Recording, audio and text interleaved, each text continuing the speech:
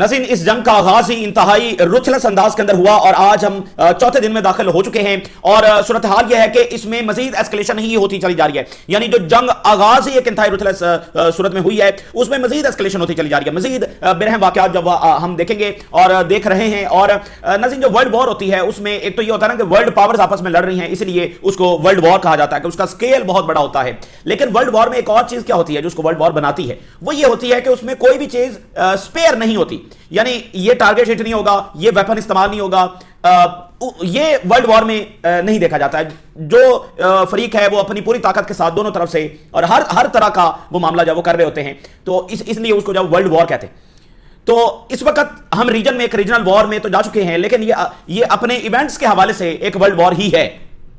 Embassies, parliaments, oil pipelines, वो hotels जिसके अंदर फौजी मौजूद हों, एवरीथिंग। अब इसमें कुछ भी स्पेयर नहीं है। हर एक चीज जब इस वक्त टारगेट हो रही है, वो जंग जो रीजन ने आज तक विटनेस नहीं की वो इस वक्त जब हम देख रहे हैं। और आज फोर्थ डे हम देख रहे हैं कि अगेन ईरान के लिए कोई रेड लाइंस नहीं है। ईरान ने जब वो सिफारत खानों के ऊपर अटैक्स किए हैं, अक्रॉस द रीजन किए हैं, रियाद में, यूई में, जॉर्डन में। जॉर्डन इस वक्त सेंटर स्टेज है वो बना हुआ है। जॉर्डन में बहुत ज्यादा ईरान ने इस वक्त हमले शुरू कर दिए हैं। वाई? क्योंकि जॉर्डन ज़ाहिर है वहां पर जेट्स भी हैं, वो एयर स्पेस भी सारी इस्तेमाल हो रही है। जो इधर से मिसाइल और ड्रोन जाते हैं तो जॉर्डन की एयर स्पेस के अंदर आकर इसराइली और अमेरिकी और बरतानवी जेट्स जो है वहां पर जो है वो गिरा रहे हैं, ठीक है ना, उन ड्रोन वगैरह को गिरा रहे हैं। तो कुछ जो मलबा है वो दमिश्क में भी गिरा है, यानी जो सीरिया की एयर स्पेस है वो भी इसके अंदर जब इस्तेमाल हो रही है। तो हर 24 घंटों के गुजरने के बाद इसमें मजीद मुल्क भी ड्रैग हो रहे हैं और जो मजीद ग्रुप्स हैं वो भी ड्रैग हो रहे हैं। इराक से खबर ये सामने आ रही है कि इराक भी पूरी तरह से उसके जो ग्रुप्स हैं, रेजिस्टेंस है, वो इस जंग में आ गई है। इराक ने अमेरिकी जो बेसेस हैं उसके ऊपर हमले शुरू कर दिए हैं। इराक ज़ाहिर है पहले से स्टेबलाइज नहीं है और अब ये जो जंग छिड़ी है तो तमाम मुल्क जब उसमें जब वो शामिल हो रहे हैं। और किसी वक्त आपको शाम के हवाले से भी खबर आ जाएगी, शाम में भी रेजिस्टेंस मौजूद है। तो वहां पर एक एफर्ट्स हो रही थी और ईरान भी उन एफर्ट्स को सपोर्ट कर रहा था कि ठीक है जैसा तैसा भी है, अब सीरिया को लेकर चल रहे हैं तो चलें। लेकिन जो सिनेरियो इस वक्त बन गया है तो वहां से भी आपको कोई भी खबर आएगी। ईरान ने कहा है कि जिन्होंने खमनाई को निशाना बनाया है वो भी अब महफूज नहीं होंगे। मैंने आपको बताया ना कि जहां से ट्रंप ने आगाज किया, जहां से अमेरिका ने आगाज किया है, ये उन्होंने सबसे बड़ी गलती की है। अगर उन्होंने जंग करनी भी थी तो भी दायरे में जंगें होती रहती हैं। वैसे जंग के सारे कोई जस्टिफिकेशन नहीं है, लेकिन एक तरीकाकार और एक दायरे में कि चलो 2, 4, 5, 7 दिन के बाद जब वो सीज फायर हो जाए और मिलिट्री इंस्टॉलेशन को निशाना बना लिया, आगे से वो भी मिलिट्री इंस्टॉलेशन को निशाना बनाते। लेकिन जो हुआ वो कह रहे हैं जी खमनाई को निशाना बनाने वाले अब कोई भी महफूज नहीं रहेगा। तो ईरान ने असल में किया क्या है कि इस पूरे रीजन को अनसेफ कर दिया है अमेरिका और उसके तहदियों के लिए। अब देखें, ईरान जो भी निशाने बना रहा है, जो भी अटैक कर रहा है, वो उसकी एक पूरी मिलिट्री स्ट्रेटजी का हिस्सा है। और ये ब्रॉडर वे में ये भी स्ट्रेटजी है कि पूरे रीजन को इनके लिए जब अनसेफ कर दो तभी इनको बहुत बड़ा कीमत फील होगी, ये डैमेज फील होगा और फिर इनके ऊपर जब वो प्रेशर आएगा। ईरान ने कहा है कि जो इनके सारे फौजी हैं जो बेसिस से निकलकर होटल्स के अंदर चले गए हैं तो होटल्स में जाना भी हमारे हमले रोक नहीं सकेगा, बल्कि हम होटल्स को जो है वो करेंगे, ट्रैक करेंगे जहां जहां पर इनके फौजी हैं और फिर उसके बाद जो अटैक करेंगे। और ईरान कर भी रहा, ठीक है। और इनकी कैपेबिलिटीज जब वो बढ़ती चली जा रही है। अभी सेंटकॉम ने ये कहा है कि जी हमारे 6 हो गए हैं, पहले 3 थे, फिर 4 हुए, फिर 6 हो गए। इनकी कैपेबिलिटीज बहुत ज्यादा हो चुकी हैं। ट्रंप का ये कहना कि मजीद लॉसेज होंगे और जो जॉइंट चीफ ऑफ स्टाफ है उसने भी कहा कि हम मजीद लॉसेज एक्सपेक्ट कर रहे हैं। जब एक सुपर पावर ये कह रही है कि हमारे मजीद लॉसेज होंगे तो फिर इसका मतलब ये कि उनके लॉसेज हो चुके हैं और अफोर्ड नहीं कर सकता ट्रंप के वो अचानक पता चले कि 100 फौजी वहां पर जब वो मारा गया है। तो वो जरा पब्लिक का पहले ज़हन बनाया जा रहा है, क्योंकि ईरान का दावा बहुत ज्यादा है। ईरान तो पहले 560 फौजियों का दावा कर चुका है, उसको हम 50% भी लें तो भी ये बहुत बड़े नंबर्स हैं, 25% भी लें तो बहुत बड़े नंबर्स हैं। तो वो थोड़ा सा अपनी पब्लिक का जो माइंड बना रहे हैं कि जनाब जो है ना ये बड़ा हो सकते हैं, मजीद लॉसेस हो सकते हैं। असल में उनके हो चुके हैं। और ये जो कह रहे हैं ना कि हमारे त्यारे जब हमारे अपने एयर डिफेंस ने गिराएं, बहुत सारे मिलिट्री एक्सपर्ट्स इस हवाले से बात कर रहे हैं। वो कह रहे हैं ये बात समझ में नहीं आती। जो कुवैत में एयर डिफेंस लगा हुआ है, कुवैतियों ने बनाया हुआ है, अरबों ने बनाया हुआ है। किसने बनाया? वो भाई अमेरिका का एयर डिफेंस है। उसको कुवैती बैठकर जब ऑपरेट कर रहे हैं, उसको अमेरिकी बैठकर ऑपरेट कर रहे हैं। तो अमेरिकियों को और उनके अपने जो सिस्टम्स हैं उनको ये नहीं पता कि ये हमारा त्यारा है या ईरान का जहाज है, ईरान का मिसाइल है। तो इससे तो बड़ा एक्सपोज फिर हो ही नहीं सकता अमेरिका का जो सुप्रीम मिलिट्री सिस्टम है, मिलिट्री हार्डवेयर है, कि उनके अपने रेडार्स, अपने सिस्टम्स, अपने जंगी त्यारे को आइडेंटिफाई नहीं कर सकते। ये तो इससे बड़ी बात है कि उनके त्यारे गिर गए, कि अगर उनका सिस्टम इस अंदाज में एक्सपोज हो रहा है कि वो गलती से उन्होंने अपने गिरा दिए। ये इससे बड़ी बात है कि आपके सिस्टम अपने हैं तो उसमें अपने रडार्स हैं, अपने सिस्टम्स हैं, तो उसमें ये सारी चीजें होती हैं कि भाई कैसे आइडेंटिफाई करना है टारगेट्स को और अपने टारगेट्स कौन से हैं। तो टारगेट पहले आइडेंटिफाई होता है, फिर उस रडार के अंदर, उस सिस्टम के अंदर लॉक होता है, फिर फायर किए जाते हैं मिसाइल। ये ऐसे थोड़ी होता है। तो ये मिलिट्री एक्सपर्ट जब इस लॉजिक को मानने के लिए तैयार नहीं है कि ये इनके अपने डिफेंस ने जो गिराए, और अगर अपने नहीं गिराए तो जहाज गिरने से ज्यादा बड़ी बात यह है कि उनके सिस्टम की हालत यह है कि वो आइडेंटिफाई नहीं कर सकते अपने इतने एडवांस जहाज में और दूसरों के मिसाइल और ड्रोन में। ईरान ने कहा है कि एक सिंगल ड्रॉप भी ऑयल का हम यहां से बाहर नहीं जाने देंगे। ईरान ने इस वक्त जो खबर है, पिछले कुछ घंटों से ईरान ने मुकम्मल स्ट्रेट ऑफ हॉर्मुज़ को बंद कर दिया। यानी अब हम कहेंगे कि 100%। पहले 36 घंटों में स्ट्रेट ऑफ हॉर्मुज़ के अंदर जो डिसरप्शन है उसका आगाज हो गया था, फिर कल मतलब एक बंदिश हो गई थी ऑलमोस्ट। लेकिन आज हम कह सकते हैं कि 100% एक छोटा सा जहाज जो थोड़ा सा तेल लेकर जा रहा हो वो भी अलाउ नहीं है। ईरान ने कहा जो भी यहां से जहाज गुजरेगा वो यहीं पर गर्क होगा। और मिलिट्री एक्शन इस वक्त ईरान कर रहा है, यानी जो टैंकर्स ने वहां से गुजरने की कोशिश की है उसको ईरान ने वहीं हिट किया, और वो वहीं पर जब वो डूब रहे हैं इस वक्त कोई टैंकर वहां से गुजर नहीं पा रहा। और यूरोपियंस एक दूसरे का मुंह देख रहे हैं, क्योंकि ऑयल जो गैस प्राइसेस हैं, एलएनजी की प्राइसेस हैं, आपको पता है 50% ऊपर जा चुकी हैं। और अब ये स्ट्रेट ऑफ हॉर्मुज़ भी बंद हो गया, गैस प्राइसेस मजीद कहां जाएंगी और ऑयल प्राइसेस मजीद कहां पर जाएंगी। पहले अमेरिका ने यूरोपियंस को रशियन से लड़वाया, पैसा भी लगवाया, उल्टा माइग्रेशन भी हुई, रशिया का सस्ता ऑयल भी गया और गैस भी गई, और अब जो गल्फ से एनर्जी आ रही थी वो भी गई। तो ये है अमेरिका का contribution to its allies in Europe and its allies in Gulf. तो गल्फ के खिलाफ जो ट्रंप ने और नेतन्याहू ने जो साजिश की है, इनको जाग जाना चाहिए। देखिए इस वक्त ईरान जो भी कर रहा है नाज़रीन, वो तमाम वही चीजें हैं जो ईरान ने पहले वॉर्न कर रखी। इसमें से कोई भी नई चीज नहीं है। ईरान ने कहा हमारे लिए कोई रेड लाइंस नहीं होगी, कोई रेड लाइंस नहीं है। ईरान ने कहा कि ये जंग रीजनल वॉर होगी। ईरान ने कहा यह जंग रीजन से भी बाहर निकलेगी। ईरान ने कहा हम तमाम बेसिस को निशाना बनाएंगे। ईरान ने कहा हम स्ट्रेट ऑफ हॉर्मुज़ को बंद करेंगे। हम ये भी ईरान के बयानात मौजूद हैं और मैं उसको निकाल के भी आपको दिखा सकता हूं, क्योंकि ये हमने रिपोर्ट किए हैं। ईरान की सेम स्टेटमेंट थी, एक ऑयल का कतरा भी हम इस रीजन से बाहर नहीं जाने देंगे। तो वही कुछ हो रहा है, इसमें कुछ भी नया नहीं है। तो जब ये ईरान बार बार इनको वार्न कर रहा था पिछले 8 महीनों में, और खुद मतलब कतर में जाकर ईरानियंस ने बात की, ओमान में खड़े होकर उन्होंने बात की, तमाम गल्फ कंट्रीज को ये मैसेज कन्वे किया कि अगर अमेरिका ने हमारे पर अटैक किया तो हम बेसिस को निशाना बनाएंगे। वाई? क्योंकि देखिए यहां पर रेडार्स लगे हुए हैं, यहां पर सारे सिस्टम्स लगे हुए हैं, यहां पर जो है वो उनकी मिलिट्री मशीनरी को ऑपरेट करने के लिए जो है वो ये सारे सिस्टम जरूरी हैं। और वैसे भी अगर आप ये कहते हैं कि भाई उनको भारी कीमत चुकाना पड़ेगी, अमेरिका एक सुपर पावर है, उसको आप कैसे डैमेज करेंगे, उसको कैसे आप मजबूर करेंगे? सुपर पावर है तो उसकी ताकत भी बहुत बड़ी है, उसकी नुकसान बर्दाश्त करने की सलाहियत भी बहुत बड़ी है। तो आप क्या ऐसा करेंगे कि सुपर पावर भी मजबूर हो जाए झुकने पर, पीछे हटने पर, रीथिंक करने पर, और इस थ्रेशोल्ड के ऊपर पहुंच जाए कि अब हम ये खसारा बर्दाश्त नहीं कर सकते? तो आपको कुछ ऐसा बड़ा करना पड़ेगा ना।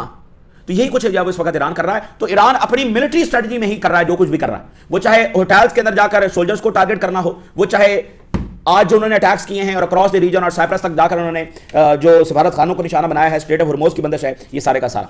और आप देखिए यूरोप इस वक्त बड़ी मुश्किल में है, और जर्मनी ये कह रहा है कि यहां पर स्लीपर सेल जो है वो एक्टिव होने वाले हैं। तो यूरोप के अंदर आपको डिफरेंट इवेंट्स नजर आ रहे हैं। अभी तो ये चौथा दिन है, अभी तो ये जंग पता नहीं, खुद ट्रंप कह रहा है कि 4 हफ्ते चलेगी। तो 4 हफ्ते तो फिर अभी उनकी कैलकुलेशन में चलेगी ना, तो उसके बाद तो फिर देखी जाएगी। अभी तो चौथा दिन है।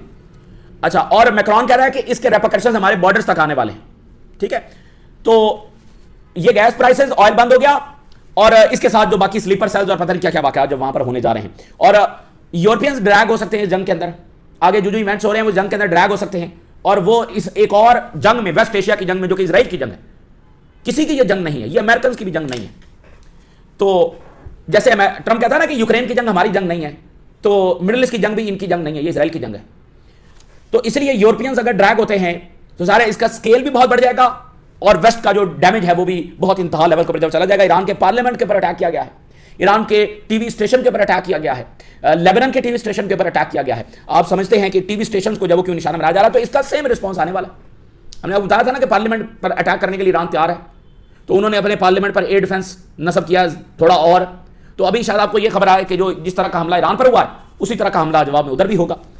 तो ये तमाम सूरत हाल है, इसको हम आपके सामने रखेंगे, डेवलपमेंट्स भी आपके सामने रख रहे हैं, और जो वाकयात हो रहे हैं और जो होने जा रहे हैं, दोनों चीजें आपके सामने इस वक्त हम रख रहे हैं। इस वक्त अगर हम ये कहें कि Africa, West Asia, South Asia, overall बरआज़म एशिया, यूरोप, हर मुल्क इस वक्त नाज़रीन हाई अलर्ट है।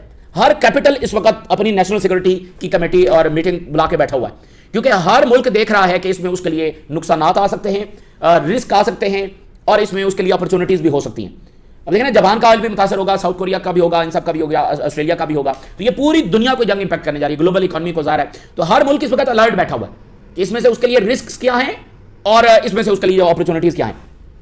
अब हुर्मुज़ और एम्बेसीज पर जो हमले हुए हैं और हुर्मुज़ की बंदिश हुई, दोनों बहुत ही बड़े इवेंट्स हैं, दोनों बहुत बड़े इवेंट्स हैं। तो दोनों को हम पैरेलल ही आपके सामने रखेंगे। देखिए, अगर हम हुर्मुज़ से शुरू करें तो स्ट्रेट ऑफ हुर्मुज़ वो है जिसके बारे में 20 साल तक कम से कम लिखा जाता रहा है, किताबें लिखी गई हैं, आर्टिकल्स लिखे गए, इतने टीवी शोज हुए हैं, ये मुबाहिसे हुए हैं। फिर जिस तरह इकोनॉमिक फोरम है, व्हाटएवर, इस काइंड ऑफ फोरम्स के ऊपर साल हा साल, बरस जो है वो बहस होती रही है कि अगर ईरान की जंग होगी तो स्ट्रेट ऑफ हुर्मुज़ बंद होगा।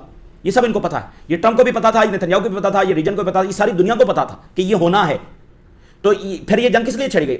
एक अनहोनी चीज नहीं है, ये 20 साल से डिस्कस हो रहा है, शायद इससे भी ज्यादा टाइम हो गया कि ईरान पर हमला करेंगे तो ये इसके नतीजे में ये चीजें होंगी, जिसमें सबसे टॉप ऑफ द लिस्ट था कि स्ट्रेट ऑफ हुर्मुज़ बंद होगा।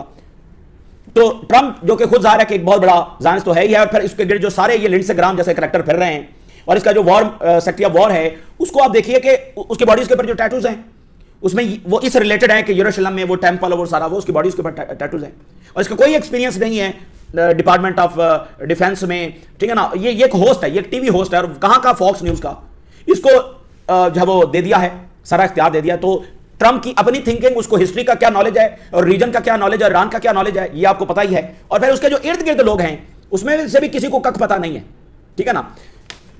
तो ईरान भी नाज़रीन इस वक्त बेकाबू हो चुका है, और ये जंग भी ट्रंप इंतजामिया के हाथ से निकल रही है तेजी के साथ।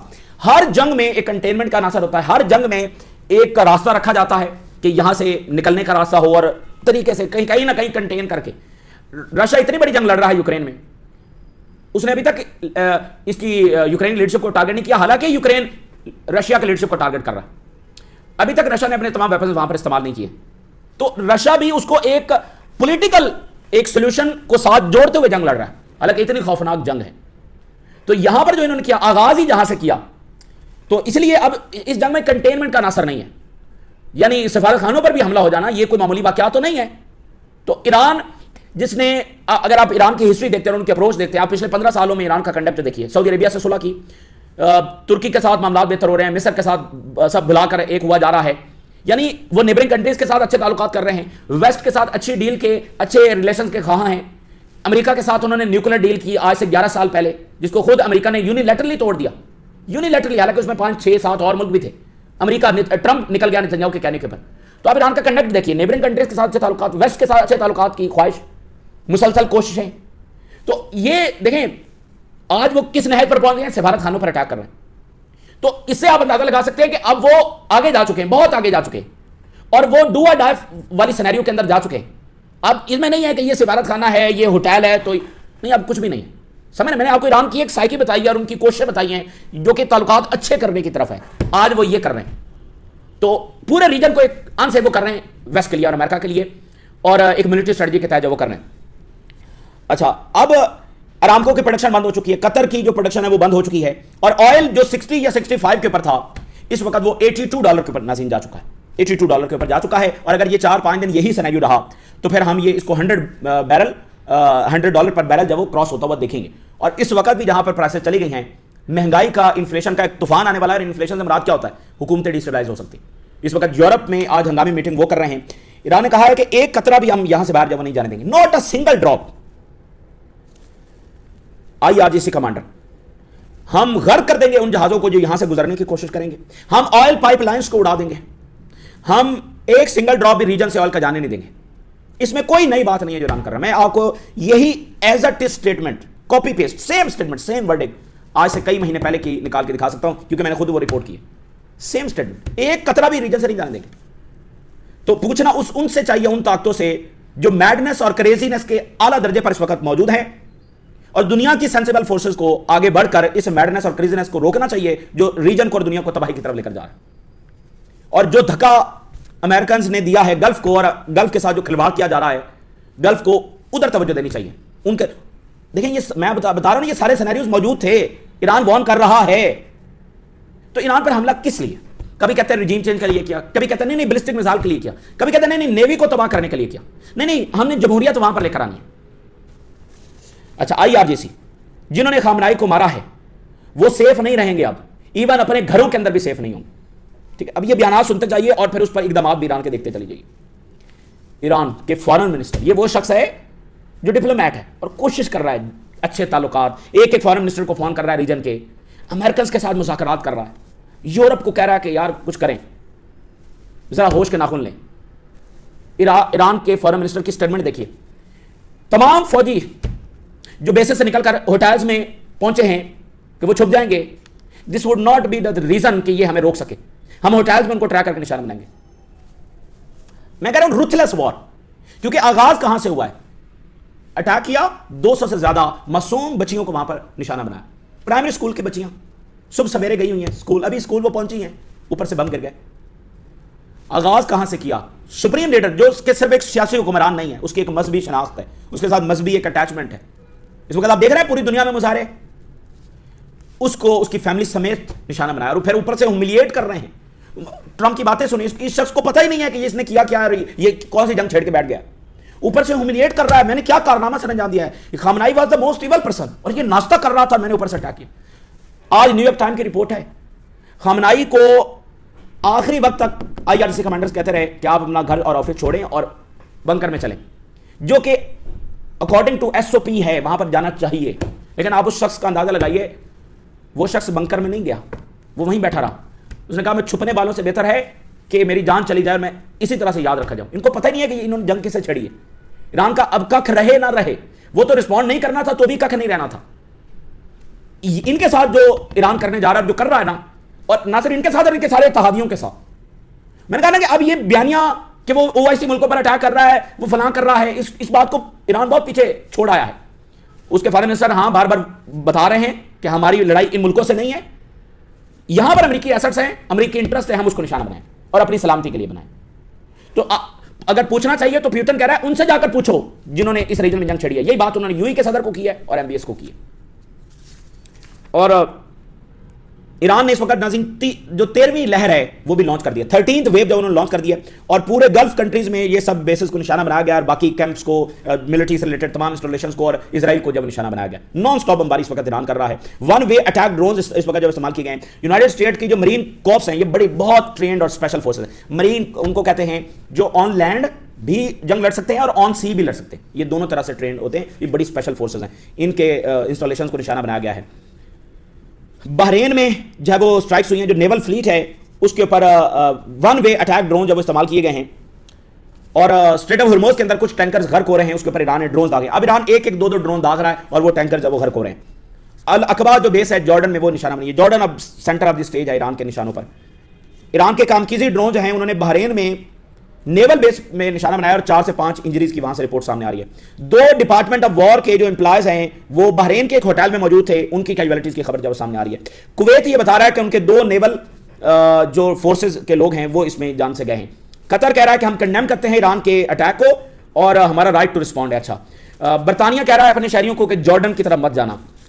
अब आ जाइए जरा एम्बेसीज। ठीक है, मैंने एम्बेसीज पे हमला बहुत बड़े इवेंट्स है, पीछे मैंने पूरा बैकग्राउंड सामने रखा है कि ईरान की तारीख क्या है। आज अली लरजानी ने कहा 300 साल की हमारी तारीख में हमने किसी के साथ जंग नहीं शुरू की, 300 ईयर्स, और 47 ईयर ऑफ दिस रेवोल्यूशन। जरा मुझे दिखा दीजिए कौन सी जंग ईरान ने शुरू की है। इराक ने ईरान पर हमला किया था, आज भी ईरान पर जंग मुसल्लत हुई है। फिर आप कहें कि इधर ना करो उधर ना करो, उनको जो लगेगा वो उधर करेंगे। मैंने अगेन आपको कहा कि जंगें भी होती हैं, हो जाती हैं जंगें, बड़ी जालमाना जंगें भी होती हैं, लेकिन फिर भी एक पॉलिटिकल।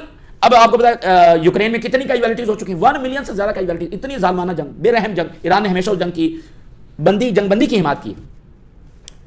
एक पॉलिटिकल प्रोसेस रशिया साथ जोड़ के बैठा हुआ है।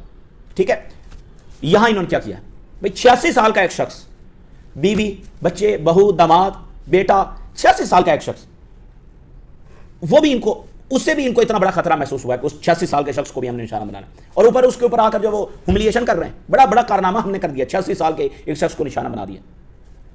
तरीका, लिहाज, कंटेनमेंट, रिस्ट्रेंट, कुछ ना कुछ रखा जाता है, और इसी को ये जंगी स्ट्रेटजी का हिस्सा होता है। अगर प्यूटन ने भी वहां यूक्रेन में सिविलियंस को निशाना बनाया होता तो आज रशिया अगर वहां पर उसको कोई बर्तरी है तो कभी ना होती। अभी तो उसने डेलिबरेटली जाकर ऐसा कुछ किया नहीं, तो उसके खिलाफ बयानियां देखिए, और अगर उसने किया होता तो फिर क्या होता। यूक्रेन में जितने बच्चे मारे गए हैं और जितने गजा में मारे गए हैं, जरा कंपैरिजन करिए, कितने उधर मारे गए और कितने इधर मारे गए। और गजा पर वेस्ट के बम गिरे, गजा से होते हुए अब ये ईरानियंस के सिरों के ऊपर वेस्ट के बम गिर रहे हैं, और आगाज बच्चों के स्कूल से हुआ। उसके बाद आप कहते हैं ईरान वहां अटैक ना करे, ईरान वहां अटैक ना करे। इनकी मुनाफकत, इनका जुल्म, जबर, सफाकियत, उसकी कोई हद बाकी है? और पिछले 80 साल से जो ओआईसी मुल्कों के साथ किया जा रहा है, कोई हद बाकी है जो फलस्तीनियों के साथ किया गया है?